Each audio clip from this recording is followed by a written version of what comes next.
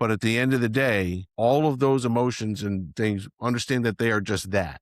Everything's getting whipped up into a frenzy, and we are trying to remind everyone that this is about the law. So what does that say? And that's what we're trying to get to. If what they're talking about in this lawsuit is genuinely, we don't think that the federal government should be able to implement ICE and the law enforcement for immigration in the state of Minnesota and the city of Minneapolis based on the 10th Amendment, the plain language of the 10th Amendment and the Constitution, Article 1 and Article 2, as we've just talked about, would seem very hard to get around unless some judge does some significant acrobatics.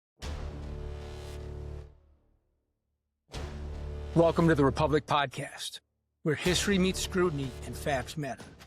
Join Rob and Lou as they dive deep into the foundations of American democracy, dissect the laws that shape our lives, and challenge the narratives behind today's headlines. From forgotten chapters in the U.S. history to the legal truths they didn't teach you in school.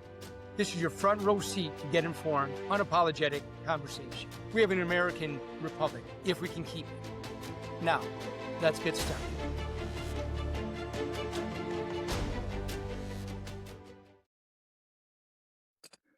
All right. Back again. We're back again. Welcome to the Republic, if you can keep it podcast. I'm Lou. I'm Rob. And we are here for another special report. We told you about this when we first started, how occasionally we had a plan. We tried keeping this plan of doing things in a certain order. And we mentioned how as time comes about, there may be certain current events that come up where we feel that there's a significant legal issue here where we want to jump in on it.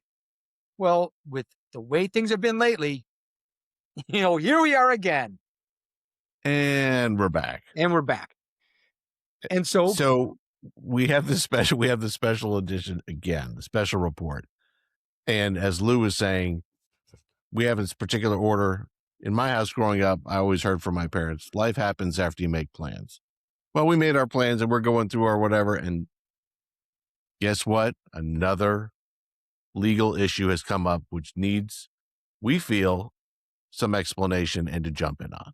Right. So Lou, what's the new thing that's here? So here's the newest thing. So what we're going to discuss today is it's the 10th Amendment in relation to the claims that this lawsuit that's just been filed by the state of Minnesota against ICE. And we're recording this at the end of January 2026. Right. Like literally less than a week after they filed this complaint against ICE and the federal government.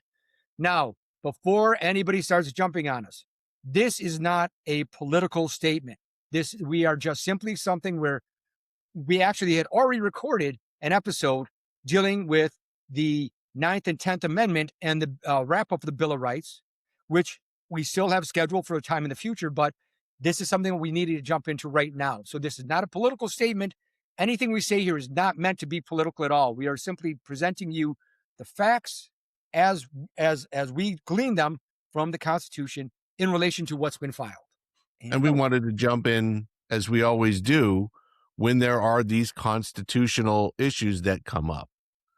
I know I think I could speak for Lou on this, but I know for me, whether it's in my office that I work at, whether it's when I've been going to court, wrapping up my legal career, but whatever, when I'm talking to people in the neighborhood, there is a genuine disconnect from what is happening on the ground and how they see a constitutional interplay, if they understand the Constitution at all. Which again is one of the main reasons why Lou and I are doing this, because we want you to understand, first and foremost, why this country was formed, how it was formed, why it's great, why it continues to be great. And that still goes back to, as we've always talked about, the Constitution, the Declaration of Independence, the foundational documents. Right. So we're jumping in to make that link between, there you go, where rubber hits the road.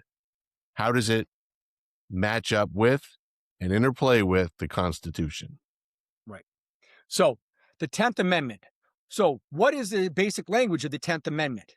Well, Rob, let's go to the Constitution and why don't you read it for us? I will read it, because unlike some other amendments to the Constitution, this is very, very simple. The 10th Amendment reads, and I quote, "The powers not delegated to the United States by the Constitution, nor prohibited by it to the states, are reserved to the states respectively or to the people." Right. So what does that mean? exactly. Means if the powers aren't delegated to the federal government, they shouldn't be doing anything about it, right? If the powers aren't given to the United States by the Constitution, guess what? They're reserved to the states and to the people. Right. Simple. Or at least we should think so. Yeah. But right Nothing now, is ever simple. the issue of ICE and its enforcement of immigration law and what they are doing. We're not getting into, again, this is not a political thing, but the state of Minnesota and the city of Minneapolis have been the ones who filed suit in federal court claiming that ICE should cease its operations in Minnesota based on the 10th Amendment. That's my understanding. Right. Right. And the whole thing that years ago, there was a case that was decided regarding the 10th Amendment and the ability of the federal government to enforce certain rules and regulations. And it came down to, it was Printz versus the United States back in 1997, Right. as well as Murphy versus NCAA back in 2018. And the sum and substance of those cases primarily was a Printz case that came forward. And the ruling on that was that the federal government cannot use state or local resources in order to enforce federal law. It's called the anti-commandeering Act. Right. Basically, I'm sorry? No, Yeah. right. Go ahead. Yeah. Yeah. So it's saying that basically the federal government cannot commandeer state or local resources to enforce federal law.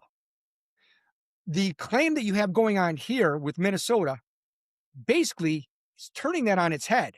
And it's saying that basically federal government is enforcing the law that the state and local authorities are refusing to help them. But because the federal government is enforcing the laws in the way that they are, it's placing a drain upon local and state resources. So as such, they're essentially forcing state and local authorities to act because they're acting because the state and local government are refusing to act to assist federal government. That's a long way of saying that we are not using state or local resources to assist federal government, but we don't want you to do your job the way that you're doing it because you're forcing us to spend money.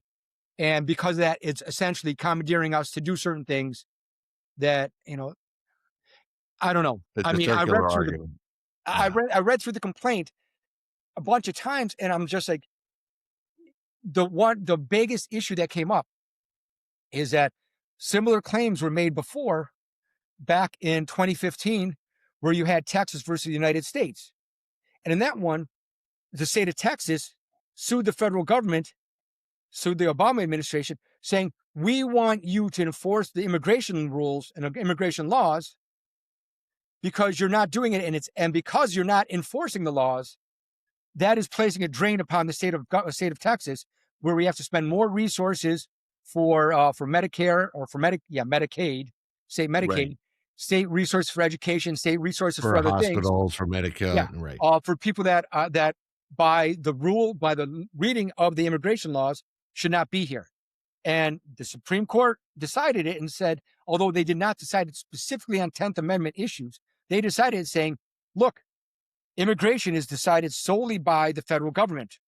And because the federal government has the authority over it, and only the federal government has the authority over immigration, the state can't, you can't sue to have them, you can't force them to enforce the rules. So this is basically the exact opposite claim that Texas versus U.S. was filing.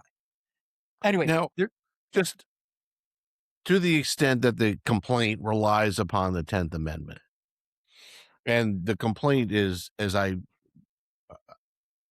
remember correctly, was something around 85 pages Right. of text. So there's a lot that they try to weave in and be, from a lawyer's point of view, be very creative about. Because, and I'm not saying this disparagingly, but if you take the plain language of the 10th Amendment, of the Constitution, it's really quite simple, or at least it ought to be.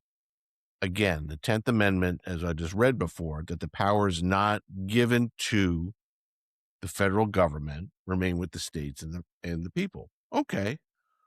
So we're talking about ICE enforcement.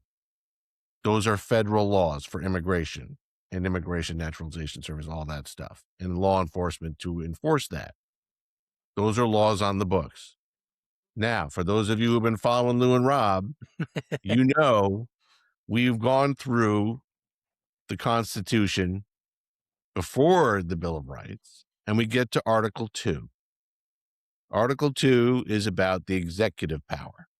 And we get to Article 2, Section 3, where, and we've mentioned this on a number of times during this podcast, including our prior special reports. Exactly. Section 3 of Article 2 states very clearly toward the end that the executive shall, not may, not kinda, not should, maybe, no, it shall. Executive shall take care that the laws be faithfully executed. That is the executive's obligation to enforce the laws of the federal government that have been assigned to it by the Constitution. So if I'm a federal judge, you should, in my opinion, be starting with the plain language of the statutes of the Constitution that are being raised. If, as I understand it, the state of Minnesota and the city of Minneapolis are saying they can't and they ought not to be enforcing the immigration laws here in this state and in this city because those rights by the 10th Amendment are vested in us, the state and the people. Not so fast, my friend, because the plain language again, 10th Amendment, the powers not delegated to the United States are given to the state and the people, but they have been delegated to the Constitution. There are federal laws, and the Constitution says, President, you have to take care that the laws be faithfully executed. Yeah. But wait, there's more as well. But wait, there's more. Because some people are making the argument, well, but there's not, but that's only Article 2. But let's take a look at Article 1, Section 8, where Congress, and then that Article 1, Section 8 specifically states that Congress has the authority to establish uniform rules for naturalization, and that the case laws have been, that it was under Arizona versus the United States that they said that it's interpreted broadly to include, to have the federal government shall have exclusive control over immigration. Period. End of story. So there's two separate sections where you have Article 1, Section 8, saying that the issues regarding naturalization, Congress shall pass laws related to naturalization and immigration. Right. So they've already passed those laws under Section 18, U.S. Code. And then you have Article 2, Section 3, saying that the president shall faithfully execute those laws. So there's two separate spots where you have, just by the plain language of the Constitution, authority, where it's saying that the federal government has sole authority over this area. So let's stop here just for a second, because oftentimes with issues and cases that are, or we call them cases and controversies that come up that are filed during inflamed emotional times, things get conflated. Emotions get wrapped into, or try to be wrapped into, the law. And the law really isn't designed for that sort of conflation. So no one, and I mean this sincerely, whether you are on the very left of the political spectrum or on the very right of the political spectrum, it matters not one iota. Everyone should be able to understand and appreciate that no one wants violence in the streets, that no one wants unnecessary rancor, division. We as a nation really need to come together. And I'm going to get off my soapbox in a minute and get back to the special point, but I feel this is important to me to say, and it's also important, I believe, for Lou to say.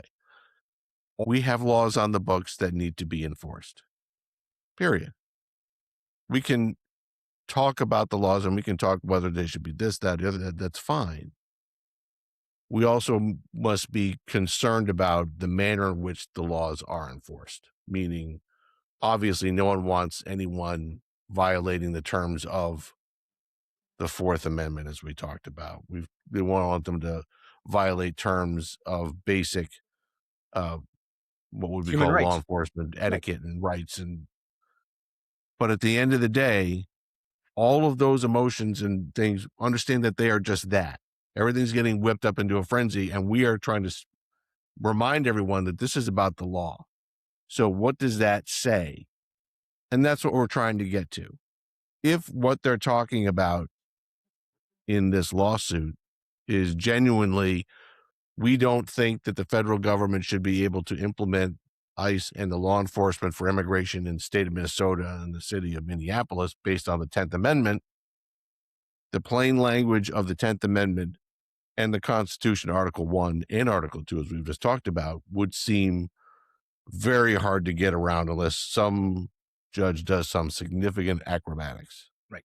I mean, and within the complaint, for anyone that reads it, and we're going to include all the links for everything inside the comments, and I'll do a separate community post so everybody has it, because that's what we do. We make sure that all the facts are there, and you could draw your own opinions. I mean, right. This what it's all about. We're having a discussion. We're presenting our interpretation of what the plain language of the Constitution is. That there's claims inside there about the manner in which the laws are being enforced. Okay, well, there may be some merit as far as questioning the methods being used, but the methods being used are not 10th Amendment. The methods being used is more of a civil rights violation claim if you have one. If there's one underneath there under any number of statutes, that wasn't included inside the complaint. Well, there was that the complaint was basically based upon, there was affidavits included inside the complaint from store owners saying how the protests were adversely affected, that ICE enforcement and the protests related to them were adversely affecting their business. You had people saying that how it made them fearful to go out into the street, and because of the ICE operations. Be that as it may, that's not the legal claim. That's not the 10th Amendment claim. There's a separate claim for that. And if you can prevail on that, that's great. But we're looking at it solely from what's inside this complaint based upon the language of the 10th Amendment, as well as Article 1, Section 8, Article 2, Section 3. And based upon that, in any way that you look at it, that this is a questionable article, 10th Amendment claim. Because the issue for raising the complaint is, it isn't about, and it's not insignificant, the loss of business and people who are living on, would be emotionally on edge. And if that's so, we don't wish that on anyone. But the complaint is literally just about, can the United States, the federal government, enforce its immigration laws in the state of Minnesota and the city of Minneapolis? Right. That's it. Right. So, that's sort of it in a nutshell. This is one where we were looking at it, and when we were discussing it beforehand, that normally the last episode that we had something like this, it went on for about 45 minutes because there was a lot to discuss, and a lot of things to unpack. And yes, there is a lot to unpack with regard to what's going on. That there's validity to the complaints being brought forward by the people protesting as far as the method of enforcement. There's valid grounds for the legal and the legal aspect of it, of the law enforcement operations, where they're enforcing the law as written. If you don't like the law as written, change the law. The that any loss of life is incredibly unfortunate, and by no means do we mean to minimize that at all. But looking at this, it's a matter of, and I'm going to get on my soapbox for a second. Go. That one of the things that they included inside the complaint is that Minnesota put inside their arguments relating to how the immigration population is only 1.5% of the total population within Minneapolis. Okay, understood that. And they're saying how the United States government is going after them in certain ways, and that the enforcement of it is that it's biased because of certain things that have happened in Minneapolis. Okay, maybe that's true, but as a matter of fact, does the law allow this? Which it does. And let's take a look at other places where Texas, if you look at Texas has the largest, besides California, the largest immigrant population in the country.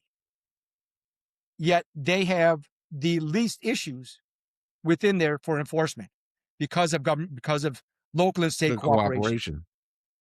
So again, I'm, I didn't, I may have gotten political if I got off my swim lane. I went outside our parameters here, but I'm just saying that, this is one of these things where it's very difficult to sort of, find the happy medium where, where does enforcement, where does enforcement end and where does it begin? And what are the parameters? And under the 10th Amendment, the parameters have been met. We haven't even gotten to the Insurrection Act yet. Well, quite frankly, Lou and I were starting to talk about that, and we were getting pretty close to the Insurrection Act being in my reading of things and what I was reading both online in papers and certain threads and certain because the way things go, at least with me, I try to triangulate my news because I don't want to get everything from this side of the political spectrum. I'm trying to get from this side. I even go look at, some foreign correspondence and just get it from an outside view too.